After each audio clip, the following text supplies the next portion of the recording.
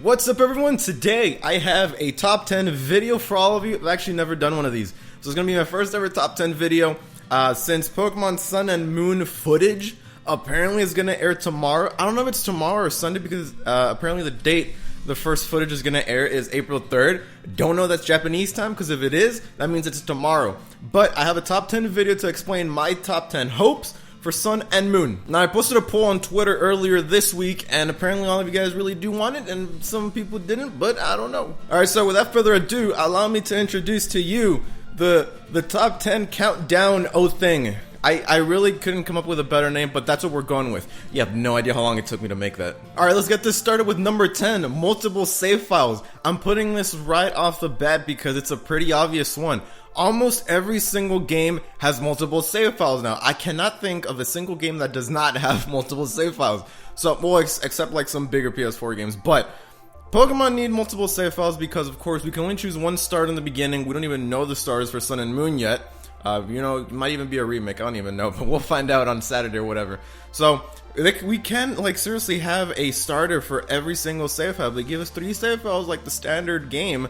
You know, we can have one starter for the grass, or one save file for the grass, one save file for the fire, and one for the water. It's a pretty obvious thing to add. That's why I'm adding it so high up on the list, and it's a pretty obvious one. It just has to be here. Not only can you use the save files for having different starters, but like, take me for example. I want to replay a Pokemon game, and I don't want to lose all the progress and all the Pokemon I've caught from the first save file. So, for example, me and Soul Silver, I wanted to restart the game so bad. But I didn't want to lose all the Pokemon I already had. So what did I have to resort to? I had to buy Heart Gold. I guess that's a good selling point, but no, not really. It's a pretty douche move. Number 9, Pokemon Fusions. I know this is going to be pretty out there, but just think of how cool it'd be. For example, let's have a Blastoise that can merge with a Charizard. So I know the Mega Evolution stuff, you can say that it's kind of inspired from Digimon, and I know you can also fuse some Digimon over there. So just imagine, like, they recently added the Mega Evolution stuff, which is only like available for certain Pokemon.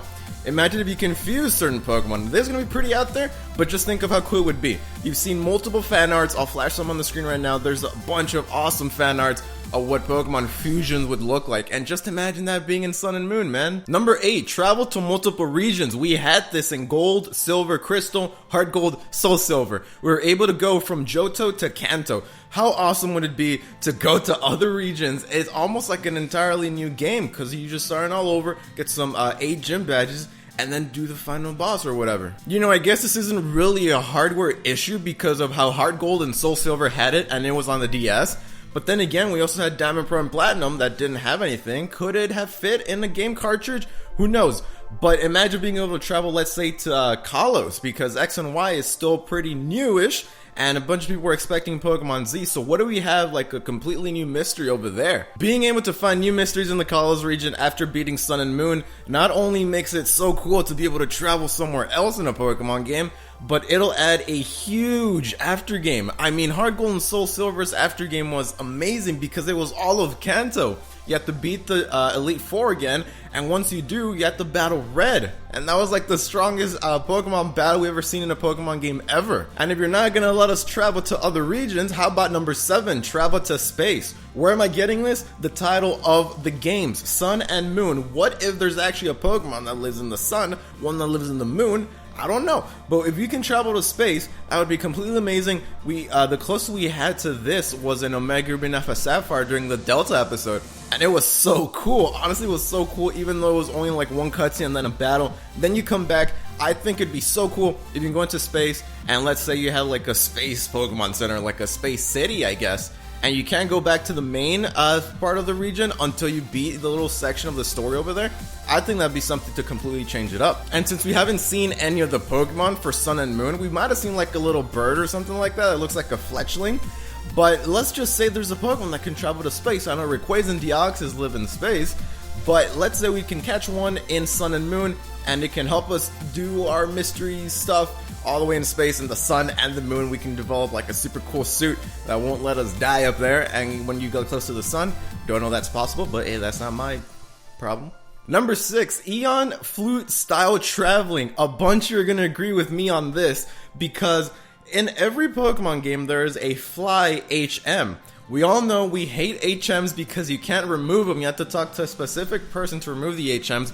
But they kind of fixed that in Omega Ruby Alpha Sapphire with the Eon Flute. With it, you didn't have to have a Pokemon in your party just taking up space or taking up a move slot that knows Fly. You can just use the key item. A key item of an Eon Flute and fly wherever you want. I thought that was one of the best things in Omega Ruby Alpha Sapphire, that I didn't have to carry like that mandatory flying Pokemon that you need to have in every Pokemon game up to that point. Not only will it get rid of the annoyance of having to have a Pokemon with Fly, but do you remember in Omega Ruby Alpha Sapphire? Of course you do. You were able to actually navigate Mega Latios or Latias, whichever version you got. You were able to navigate them and see the entire region like that and stop where you want to stop. I think you can even land on routes too, which is something that's completely awesome if you're looking to catch a certain Pokemon. Oh man, here comes a big one. Number 5, different stories. No, I don't mean that it'll have a different story compared to all the other Pokemon games. You're still gonna have your usual get the 8 gym badges, beat the bad team, but the bad side or whatever, then go on to the Elite Four, get the champion badge. No, that's not what I mean. I'm talking about something that I just came up with that's inspired from Fire Emblem Fates. Let's say that Sun and Moon have completely different stories from each other, just like Birthright and Conquest and Revelation. For years and years, we've been buying the version of the Pokemon game that has the cooler legendary or the cooler box art. I don't think that's a selling point. Let's just say that Sun and Moon have completely different stories from each other. They're not just the legendary section that are replaced, like let's say X and Y. Instead of having a captured Yveltal, you have a captured Xerneas. Oh my god, big plot twist. No, so you have a different path per game. So that would want me to want to buy the other version once I'm done with the first one, because if I go ahead and buy both versions, the first version and once I play the second one, it's going to be the same thing. I'm not going to be surprised. I'm not going to have the urge to want to beat it like the first version. I just think this would be something completely different they can do. It worked tremendously in Fire Emblem Fates. You saw the selling numbers and all that stuff, and you also saw the DLC of Revelation. 2 different Pokemon games, 2 different stories. That's how I think it should work. Not the same game, just a different Pokemon you get. Number 4, Pokemon follow you in the overworld. This is just a nice little touch. One of the main things I also loved from Heart Gold and Soul Silver. The Pokemon being able to follow you around was, I think, the coolest thing ever. It was all, we thought it was going to be like a regular thing, but no, apparently it just stuck for Heart Gold and Soul Silver because it went away in Black and White and on. So now we have the new 3D engine and all that cool stuff. Just imagine being able to have those Pokemon follow you around. We saw a bunch of overworld Pokemon in X and Y, but we couldn't have them follow us around or anything. It added a certain charm to Heart Gold and Soul Silver, which was one of my favorite parts, and also not just because it will be like something cool to look at, but remember how in those games they also picked up items for you. See, I'd say that would be like some good amount of teamwork right there. Number 3, character customization. Why is this so high up on the list? Because almost every single game has it, just like the multiple save files. Character customization has pretty much become a staple to every game now. Now every game seriously has it. So we thought it was gonna stick after X and Y, where you can change your hairstyle and your hat, and you know, changing your hat, that's like next generation. No, apparently it didn't stick because in Omega Ruby Alpha Sapphire it got completely taken away. The only thing you can customize was like your Pikachu or something like that. But come on, Pokemon has really been trying to get there. We see that you can customize your character in TCGO, in Pokken, and I think even in Pokemon Go, they released some screenshots from the beta testing or whatever in Japan. I'm not going to show any footage because I heard that some people are getting their videos taken down from it, so I'm only going to show a screenshot. So the reason it's so high up on the list because almost every single game has to have it, just like the multiple save files, but that was higher up on the list, or lower, whatever. So every game now has character customizations. Even if they're not character customizations, they have some sort of customization. Number 2, evolve during battles. I have wanted this forever, and I've never heard anyone agree with me or anyone even mention this. It's been in the anime forever. In Pokemon, you have to wait for the battle to finish if you reach a certain level so you can evolve. What's up with that? In the anime, I would say that 90% of the evolutions happen during a battle. Just imagine having to have that in Pokemon games. It would make the battle so much more intense, especially with Sun and Moon hopefully being a next generation game. We don't know what the other evolutions of Pokemon are going to look like. This would not only make the battles way more interesting, way more intense, but I think a really cool touch they can add is have them, maybe your opponents or your enemies, or like let's say the leader of the bad team, have a scripted evolution that has to happen. Let's say you reach the climax of beating the bad team, you're fighting the Giovanni of team whatever they want to call themselves in Sun and Moon. And let's just say his last Pokemon, you're like, oh, finally, I get to beat him, I can finally advance. No, his little lion dragon Pokemon we've never seen before evolves into a flying dragon sea monster. I don't know about you, but as I said, it adds an element of surprise, makes the battles way more interesting and way more intense. And finally, we reach number one. Number one, the starter ties into the story. I haven't seen anyone talk about this, so I guess it's kind of my idea. I don't know.